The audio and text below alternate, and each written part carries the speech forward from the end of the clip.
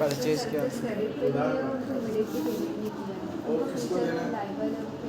और किसको देना है? दैनिक भास्कर को लिस्ट में डालोगे। 2 लाख रुपए लेना दैनिक भास्कर। सर डेटर हैं? वो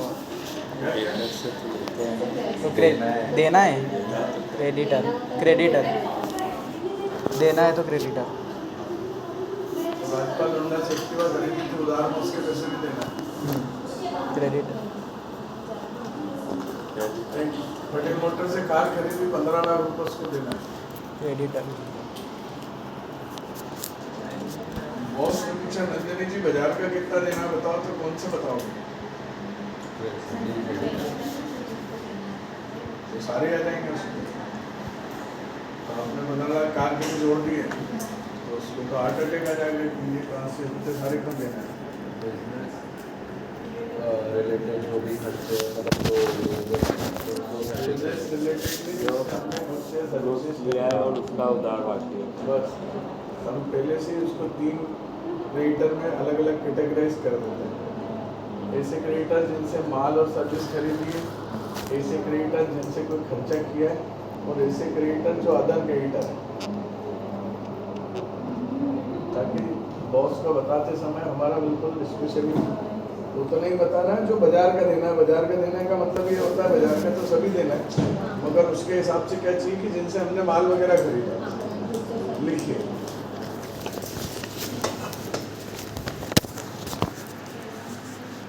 पार्टीज टू होम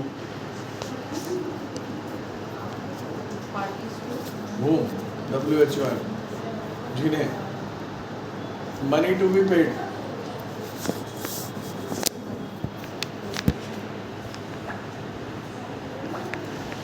ऐसी पार्टियां जिनको पैसा देना है, लाइक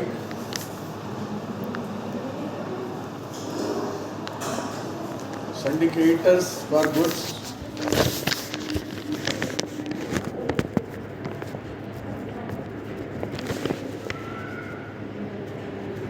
ब्रैकेट में लिखो sundry suppliers। कई जगह पे क्या बोला जाता है? Sundry supply.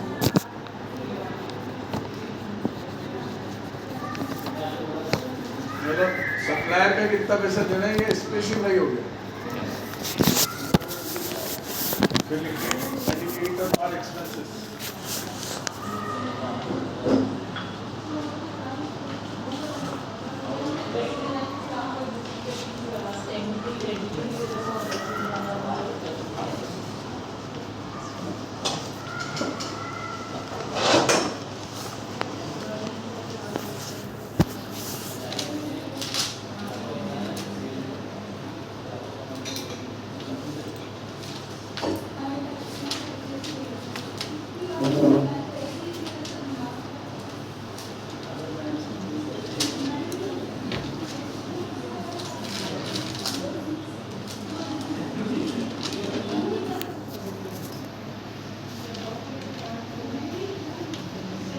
गाड़ी वाड़ी कर दो यार, कल आए नहीं तो।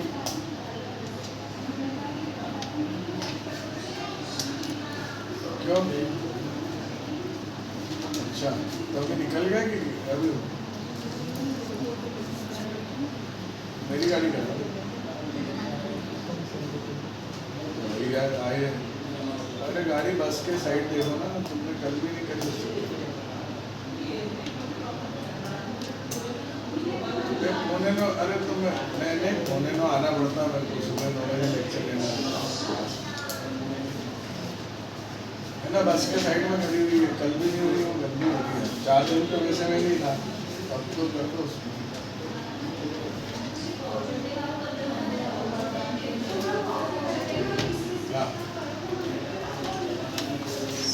Syndicators for others।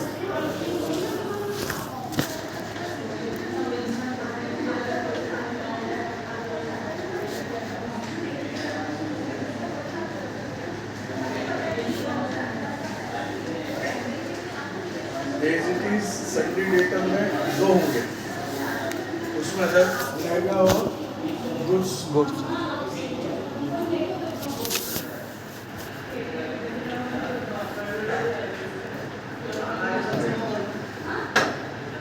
parties from whom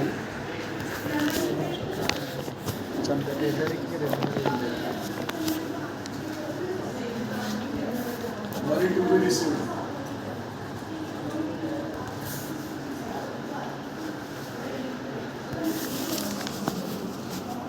ऐसी पार्टियां जिनसे पैसा, बेटा सिंडिकेटर लिखेगा आपका लिखा अभी इतना छोटा वो लिखा तो parties from home money to be received like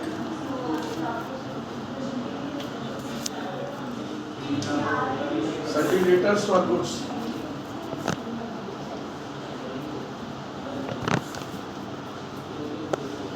इनको क्या बोले अविराज जी, जिसे उधर संडी सप्लायर लिखा था, इसको ब्रैकेट में लिखना संडी कस्टमर्स।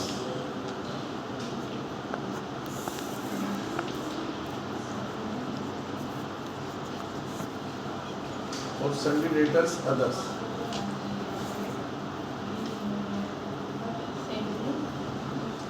संडी रेटर्स अदर्स मतलब दो ही बाइफर्केशन। और आप जो भी चाहें, जितने चाहे उतने सिंडिकेटर और सिंडिकेटर, जैसे सिंडिकेटर कांग्रेस, सिंडिकेटर देवास, खंडवा, इससे क्या फायदा होगा अविराज जी अलग अलग करने से? पता चलेगा कि कितना को कहाँ पर वो देना ज़्यादा। मतलब किससे क्या लेना, जैसे हम सेल्समैन वाइज भी डेटर क्रेडिटर बना सकते हैं। वही syndicator Rajesh, syndicator Mahesh, syndicator, ताकि महेश से मालूम पड़ रहा है कि महेश के कस्टमर से कितने लेना है और इतना ऊपर क्यों जा रहा है फिगर। तो अभी मैंने समझाया कंसो मैडम, सिंडिकेटर्स, सिंडिकेटर्स में 3 टाइप के नॉर्मली बनाते हैं लोग।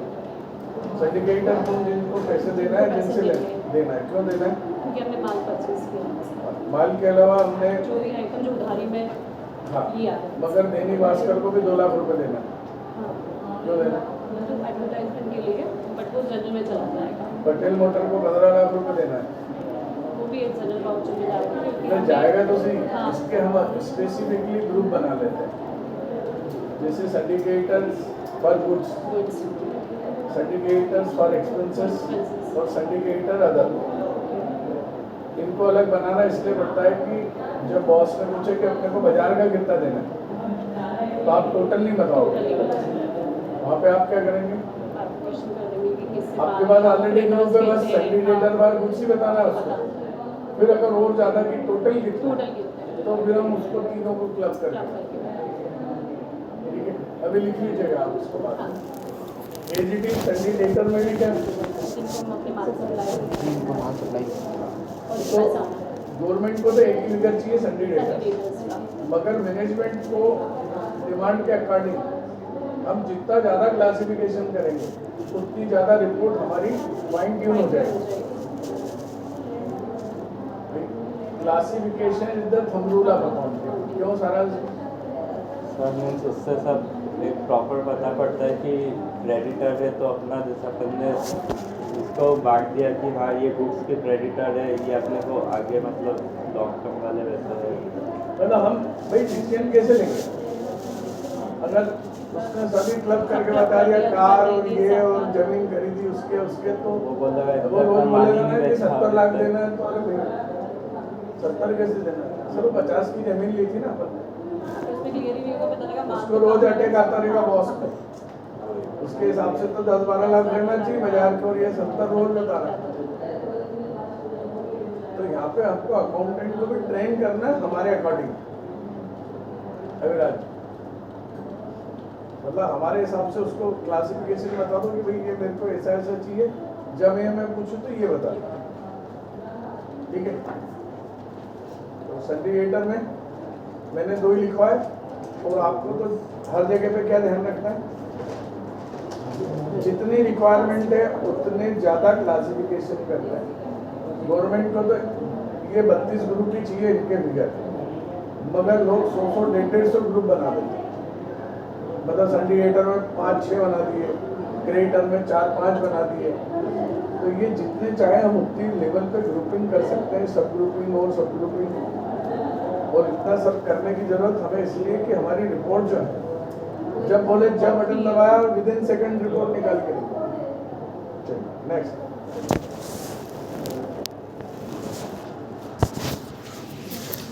सिक्योर लोन अनसिक्योर लोन पहले हो ही चुका है हमारा सस्पेंस पे आ जाए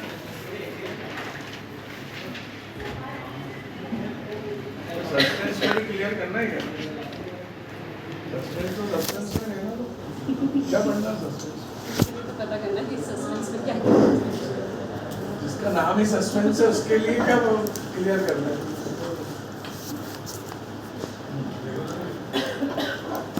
सस्पेंस अकाउंट बड़ा मजेदार है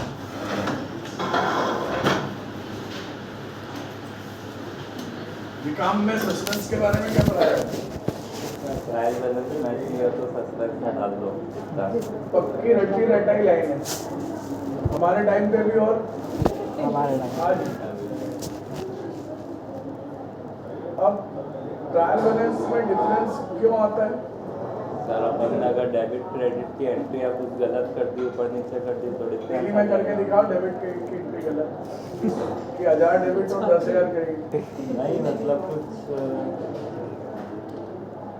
ट्रायल बैलेंस में डिफरेंस आता था हमने कैश बुक में 10,000 की एंट्री कर दी और लेजर में 1,000 की पोस्टिंग कर दी सर तो मतलब अपन दूसरा जब इफेक्ट हम क्या करते थे कम ज्यादा हो कम गया ज़्यादा होगा। तो उसकी वजह से ट्रायल बैलेंस में डिफरेंस आता था मैनुअल करता था मैनुअल कर देते अब इंडिया में 1990 से कंप्यूटराइज अकाउंटिंग की शुरुआत हुई थी मेरे सामने और जब से कंप्यूटराइज अकाउंटिंग हुई जब से ट्रायल बैलेंस में डिफरेंस आना बंद हो गया कितने साल हो गए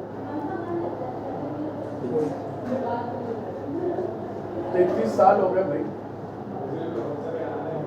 ट्रायल बैलेंस में डिफरेंस आना खत्म हुए कब हो गए 33 इयर्स हो गए मगर हमारी किताबों को हमारे स्कूल कॉलेजों को अभी मालूम ही नहीं है कि ट्रायल बैलेंस में डिफरेंस आना बंद हो गया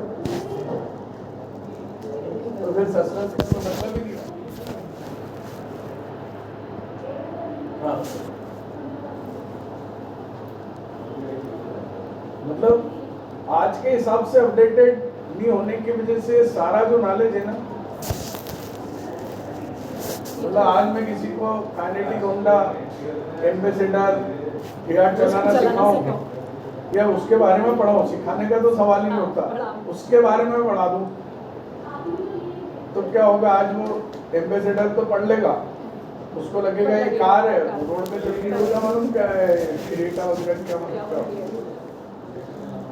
वो तो वही इमेजिन करता है कि वही थी बस तो सस्पेंस अकाउंट का उपयोग बीच में कम हो गया था मगर करंटली क्या है बहुत ज़्यादा यूज होने लगा है सस्पेंस अकाउंट का उपयोग अब हम जब करते हैं जब किसी ट्रांजेक्शन की आधी डिटेल हमें मालूम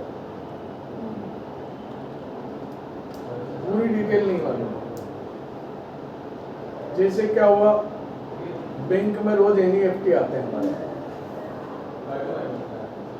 तो 10 में से 5-6 में तो क्लियर कट लिख देते हैं किससे आया 3-4 में वो लिखते ही अब क्या करें मैडम पता ही नहीं कहाँ से आया। जिससे पूछेंगे आपने भेजा वो तो बोलेगा हाँ हमने 50 से पूछो 50 ही बोल देंगे तो वो तो सॉल्यूशन है नहीं अब बैंक में पैसा है बैंक में लाने के लिए एंट्री तो करना है क्या करना कहाँ से आया पता नहीं नहीं। मगर बैंक का बैलेंस में लाने के लिए तो जब क्लियर होगा तब वापस और जैसे ही सस्पेंस अकाउंट में हमने एंट्री डाली मतलब उस एंट्री को क्लियर करने के लिए हमें बिल्कुल जेम्स बॉन्ड जैसा पीछे लगना है कार में जाता है जेम्स बॉन्ड एंट्री डाली मतलब उसको क्लियर जल्दी से जल्दी करना बैंक जाके कहीं और से मतलब बैंक से तो खैर पता लग ही जाएगा तो अब क्या होता है रोज के रोज ही सस्पेंस में 4-5 एंट्रियाँ आती है फिर बाद में अकाउंटेंट बैठ के क्या करता है क्लियर करता है या वहाँ से बैंक से आके डिटेल लाते हैं तो जब भी कोई आधा अधूरा ट्रांजेक्शन की डिटेल हमें मालूम पड़ती है और एंट्री करना है जरूरी है तो एक पार्ट तो जैसे बैंक को हमने डेबिट कर दिया क्रेडिट किसको करें सस्पेंस भाई बैंक ने हमारे खाते में 25,000 डेबिट कर दिए क्या मालूम का है तो अभी क्या करो, बैंक को ग्रेड करो सस्पेंस को। तो नॉर्मली बैंक की वजह से अब सस्पेंस अकाउंट, अब कई अकाउंटेंट क्या करते हैं कि बोले यार बैंक की एंट्री है तो समझ में नहीं आएगी, डाटा एंट्री ऑपरेटर, तब उसका एनईएफटी का रेफरेंस नंबर, अमाउंट, ये वो सारा नरेशन डालने का काम अकाउंटेंट को करेगा। तो उसको क्या बोलते हैं कि आज कितने 25 एनईएफटी आए ना, तो 25 की 25 एंट्री सस्पेंस में करो। मैं बैठ के केवल सस्पेंस की जगह पार्टी का नाम डाल, तो मेरी मेहनत तो बचेगी।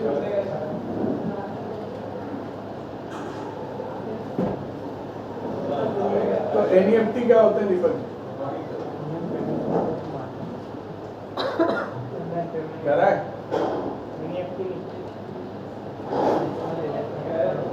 हाँ, लिखा हुआ है, पता है कैसे करता है?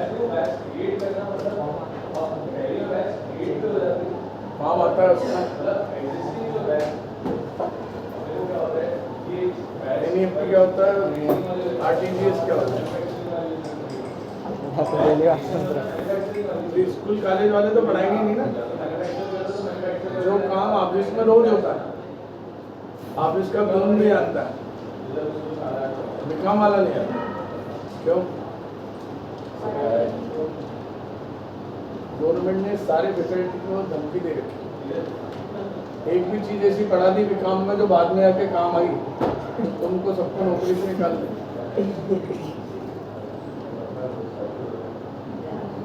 बीकॉम में ये सब कुछ भी नहीं पढ़ाया जाता है, जाता है अभी, कि जिससे बीकॉम का बंदा जाके 10 रुपये भी कमा जाए। नाम जरूर है, और इतने बोरिंग तरीके से पढ़ाते हैं कि स्टूडेंट की इच्छा ही नहीं होती, जाते ही नहीं है।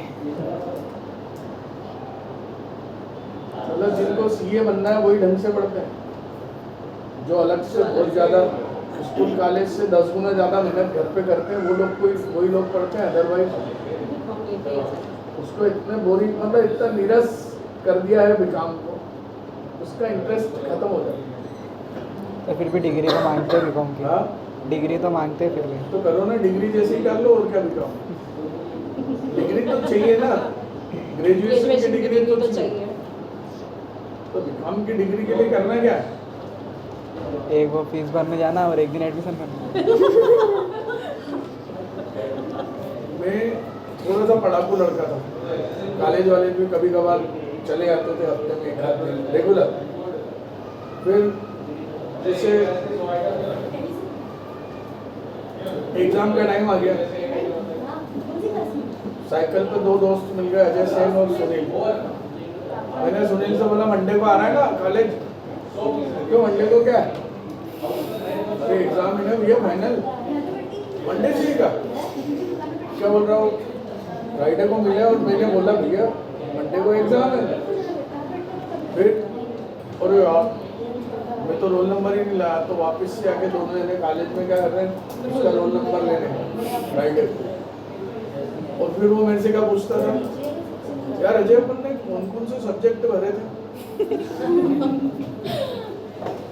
वो पढ़ ही नहीं पा रहा सब्जेक्ट को। फिर अब क्या करूँ मैं? एक काम करते हैं, संडे को तेरे घर आता हूँ, सुबह से लगेंगे पढ़ने। शनिवार को जाके खजूरी बाजार से सीरीज लेके आ गए पूरे सब्जेक्ट की, पैसे फटाफट चेक ले, कहीं से भी लाया हो, और 300 साढ़े 300 में सारी सीरीज आ जाती। वो लाके बोले कल सुबह आता हूँ। सुबह का वो आ रहा है शाम को 8 बजे। घंटे 2 घंटे बस पढ़ाई करी, 11:30 बजे बोलता है सलवटे चले कोई खाने। इंदौर का बीकॉम का बंदा एग्जाम वाले दिन, मतलब रात को कोई नहीं खाया तो अगले दिन एग्जाम नहीं दे सकता। फिक्स था बिल्कुल, हाँ मतलब अब वो कहीं भी जाते हूँ अगर, और अगले दिन बोले यार नींद आ रही है मेरे को, तो जो होगा देखेंगे। और वो जाके जो भी लिख के आता था वो पास हो जाता, कभी फेल हुआ ही नहीं, कोई ग्रुप में कभी भी फेल नहीं। तो ऐसी स्टडी करेंगे तो काम में थोड़ी ना आएगी बात। गवर्नमेंट ने पैरामीटर बना रखे, बीकॉम की डिग्री आप एग्जाम दो, डिग्री लो। एनईएफटी और आरटीजीएस जिन लोगों को नहीं मालूम है वो मेरे से बाद में समझे, ठीक है? लिख लो बस, एनईएफटी नेशनल इलेक्ट्रॉनिक फंड, लाल लाइन के ऊपर लिखो, NEFT national electronic fund transfer under 2 lakh. Madam आप करते हैं एनईएफटी और एनईएफटी आरटीजीएस तो नहीं होता sir. Fund transfer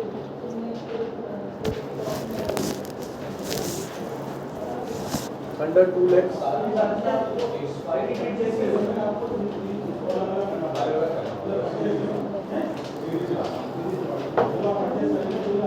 RTGS real time gross settlement, real time gross settlement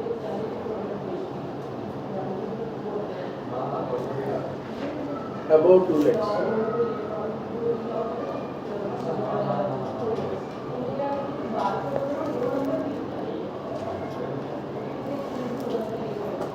बस अविनाश जी इसमें आपको इतना बताना है कि कुछ लोग जो है फॉर्म भरते हैं उसका एनईएफटी आरटीजीएस का और बैंक में जाके और फिर करवाते हैं, और कुछ मेरे जैसे लोग हैं वो यही पोर्टल बोलते हैं आईसीआईसीआई बैंक का, और डायरेक्ट किसी पार्टी को भेजना है उसको भेजते हैं। तो ऐसा क्यों बैंक जाके क्यों कराना जरूरी है? उसका कुछ लिमिटेशन जिसको जैसा नहीं, जिसको जैसे सही लगे, जैसे मेनली लोग ऑनलाइन ही करते हैं, जिनको मतलब कम नॉलेज रहता है वो जाके वो वहाँ करवाते हैं बैंक में, या फिर जिनको टाइम नहीं रहता है या फिर वो बैंक में फॉर्म भर के देते हैं। बड़ी बड़ी कंपनियों में बैंक में फॉर्म भर नहीं जाता है, भर के ट्रांसफर होता है। नहीं वो तो ऑनलाइन करते हैं। कौन करता है? ऑनलाइन कैसे कर सकते इतने ज़्यादा? Company online. वो तो बैंक भाई आज दिन भर में 25 लोगों को एनईएफटी करना पड़ा, और ऑनलाइन आईडी पासवर्ड तो वो उसके पास ही। अब वो बैठ गया 25 जनों में डिटेल, तो धंधा कब करेगा? अब उसका सॉल्यूशन ये है कि अकाउंटेंट को आईडी पासवर्ड दे दे। अब उनने 25 एंट्री तो दूसरों की कर दी और एक एंट्री निकल के खाते में कर दी,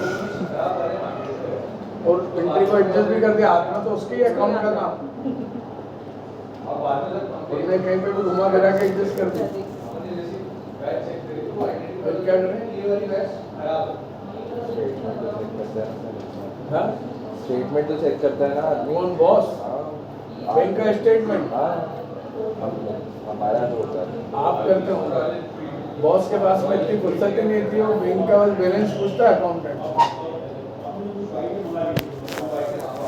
स्टेटमेंट चेक करने की तो दूर की बात है, मतलब किसी ने आपका कर रखा है तो बहुत अच्छी बात है कि स्टेटमेंट चेक करो बैंक में से क्या क्या पार्टी को कितना पेमेंट दे रहे कर रहे ये तो नॉलेज में रखता ही है ना, वो उसके बिना थोड़ी कुछ। जहाँ पे बहुत ज़्यादा ट्रांजेक्शन होते हैं वहाँ पॉसिबल नहीं होता मैनेजमेंट पे। सारा विश्वास किस पे होता है? अकाउंटेंट। जहाँ पे 5-7 लोगों की टीम है अकाउंट्स में, senior accountant, junior accountant, data entry operator, 2-3 ये हैं, तो कितने ट्रांजेक्शन होते हैं? 8-8 बैंक अकाउंट के कितने? 8 और उसमें पैसा आ भी रहा है, जा भी रहा है। भाई जहाँ तक चेक है तो चेक के टाइम तो आदमी क्या करता था, भाई काय के दे रहे हो चेक, मगर एनईएफटी में आईडी पासवर्ड दे दिए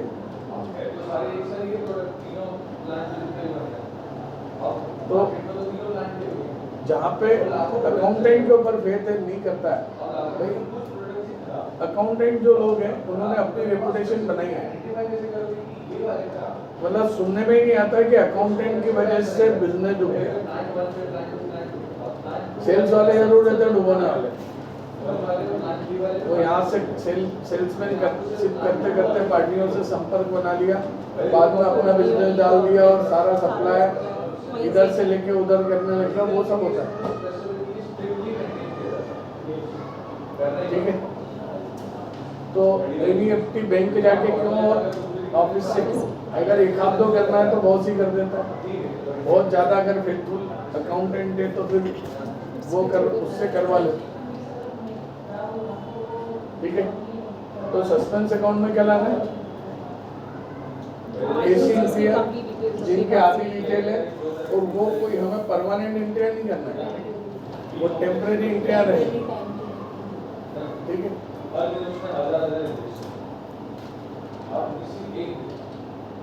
दिस अकाउंट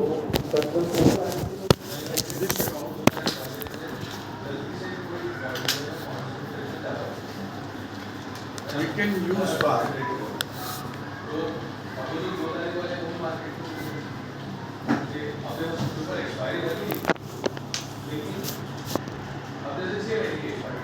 temporary entries.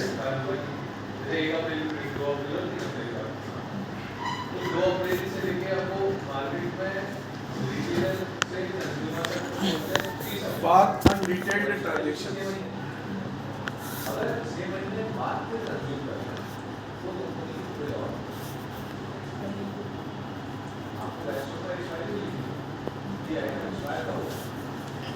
मतलब सस्पेंस को जल्दी से जल्दी क्लियर करना है।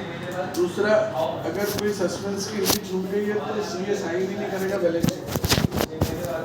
आपका बिजनेस है काय का सस्पेंस, ये आपका काय का सस्पेंस, और सस्पेंस को काय में डालेंगे? खर्चे में डाल देंगे, इनकम टैक्स वाले रोना लग जाएंगे, लायबिलिटी में डाल देंगे तो गड़बड़ हो जाएगी। मतलब उसको क्लियर करना ही पड़ेगा और जितनी जल्दी हो सके उतनी जल्दी क्लियर। ब्रांच एंड डिवीजन,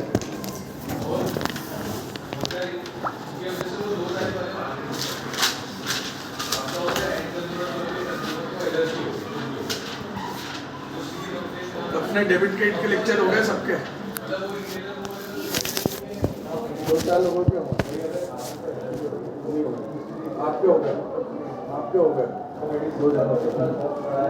तो कल डेबिट मतलब मंडे को डेबिट क्रेडिट के लेक्चर जिनके नहीं हुए। 6 नंबर एक्सरसाइज किस की होगी? पूरी नहीं हुई तुम्हारी, स्टार्ट करें। दूसरा ले 6 नंबर सारा छाप 30 आया 6 नंबर डेबिट क्रेडिट का लेक्चर हो गया। तुम्हारी आपकी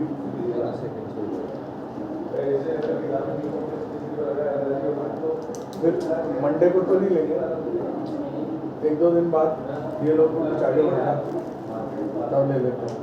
मंडे को लेके क्या करेंगे? सर वो जो मतलब जो बीच में वो समझ में नहीं खास तो हो गए,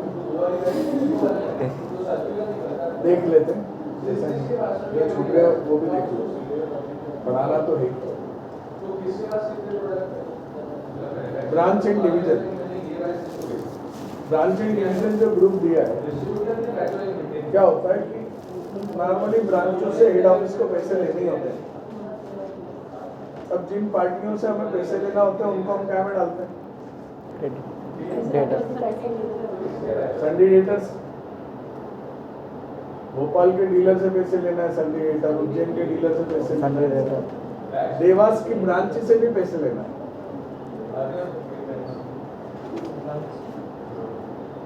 मतलब उसको तो मैं सन्डी डेटर में नहीं डाल सकता ना, तो मुझे लेजर बनाना पड़ेगा देवास ब्रांच, तो उसको क्या में डालेंगे हम? Branch and division. मतलब ये डेटर में शो नहीं हो, इसके लिए ग्रुप क्या करा अलग से दे दिया कि आपको ब्रांच से नॉर्मली तो लेना ही रहता है और देना रहता है, तो फिर वो सिंडिकेटर में आएगी, मगर ब्रांच एंड डिवीजन में हमने अगर देना है तो ऑटोमेटिकली वो लायबिलिटी साइड में चले जाता है ब्रांच एंड डिवीजन। और अगर उससे ब्रांच से हमें लेना है तो वो संडी डेटर साइड में मतलब असेट साइड में ऑटोमेटिकली चलेगा। ब्रांचिंग डिवीजन भी मूव करता है ना, वो इधर लाइबिलिटी में आता है परमानेंटली और ना इधर, उसमें जैसा बैलेंस होगा उसके हिसाब से वो लाइबिलिटी और असेट साइड में आ जाएगा। अलग ही ग्रुप है मेन ग्रुप। एक पे एंट्री नहीं डाली इसमें। हाँ एक पे एंट्री नहीं डाली इसमें। ब्रांच होगी तो डाल। हाँ वही बोलो, एक पे एंट्री नहीं डाली। भाई ब्रांच से पैसे आ गए तो अपन ने उज्जैन ब्रांच केस अकाउंट खोल लिया या हमने पैसे भेज दिए वहाँ पे तो उज्जैन ब्रांच केस अकाउंट खोल लिया, तो उस वक्त ये काम आता है। अदरवाइज क्या हम ब्रांच की कंपनी अलग बना लें, जैसे ब्रांच के अकाउंटिंग पे अपने यहीं करना है तो फिर उसको हम क्या करते हैं कंपनी अलग ही क्रिएट कर लेते हैं, उसकी सेल, उसकी परचेज, उसका ये, उसका वो, ट्रांसफर सब अलग से होता है। Please go.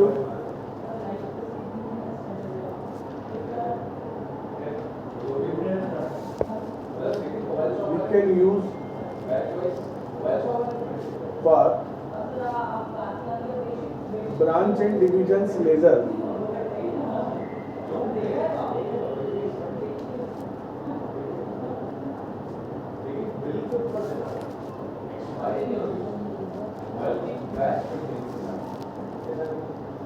ब्रैकेट में लिख लो not in sundry debtors and creditors, अलग से शो करने के लिए दिया है ग्रुप, बाकी इसका तो ऐसा यूज नहीं कि ब्रांच के फंक्शन इसमें आ जाएंगे बैलेंस शीट में अलग से।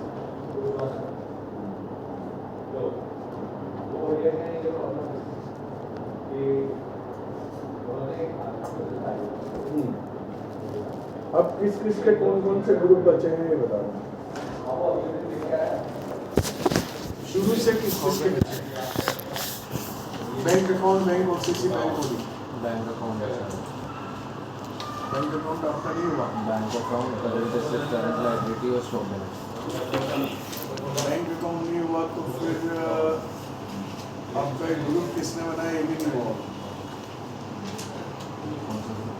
सारे ग्रुप किसने किसने बनाया होगा। फर्स्ट लेक्चर में शो करेंगे। फर्स्ट लेक्चर में सुबह मतलब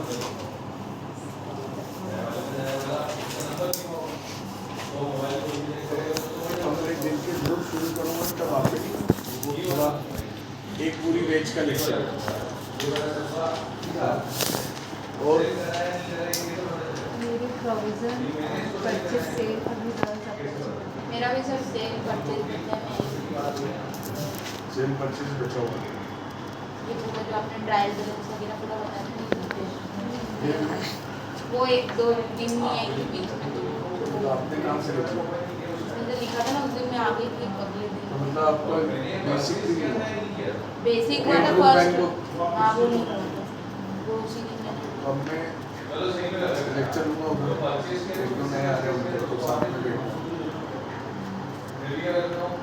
तो अब मैं नए इसके ग्रुप चालू करूँगा तो जब जब उनके ग्रुप हो गए या फिर मैं फ्री रहूँगा तो जिनके ग्रुप में उनको बुला लेंगे और जिनको रिपीट करना हो रिपीट भी कर लेंगे। आपके सारे कौन कौन से सर ये कैपिटल अकाउंट ही बचा है, एक ही बचा है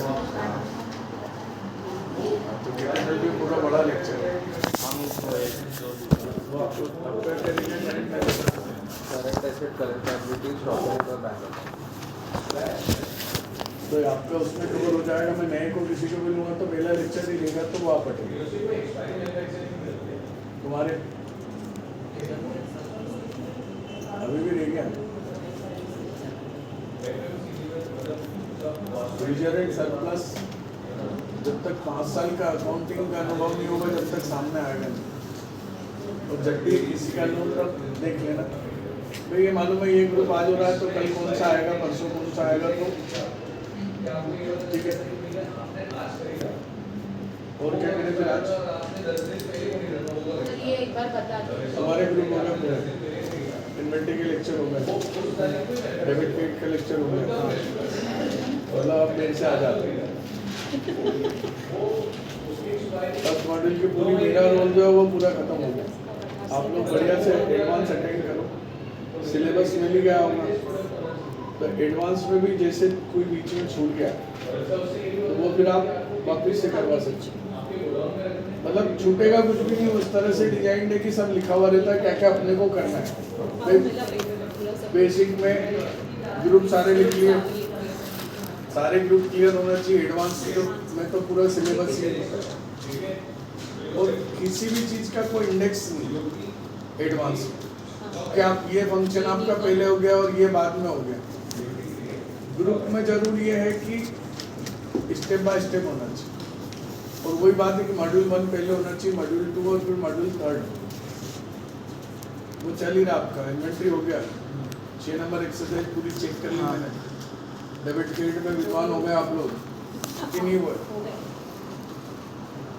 ठीक है, तो आप लोग को एडवांस पे ध्यान दो ताकि मैं इनको देखता हूँ। अभी ले लेता हूँ कुछ ग्रुप।